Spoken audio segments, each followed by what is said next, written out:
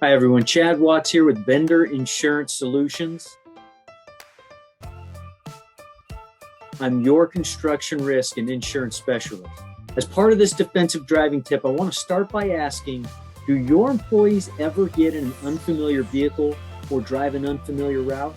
Let me share an experience I had that started me on the path to understand defensive driving and how important it is to get familiar with your vehicle and route.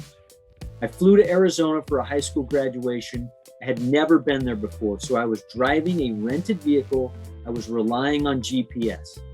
All the required multitasking suddenly became more difficult while driving a vehicle I wasn't familiar with and to a destination I was not familiar with. So I got to my destination fine. I enjoyed the graduation. That evening I was flying home. So off I went back to the airport, but I was about 10 minutes behind when I anticipated to leave.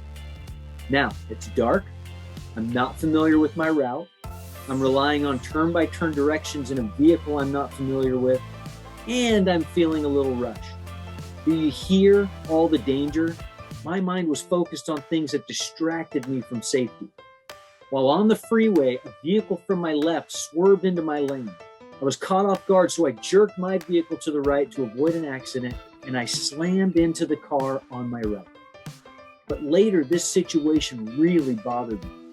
The car I was avoiding didn't hit me, but my reaction caused an accident.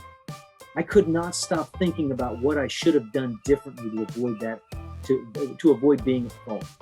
Here is what I learned and what you should know. Number one, I should have given myself more time so I didn't feel rushed, and I would have been in a better mindset for that drive.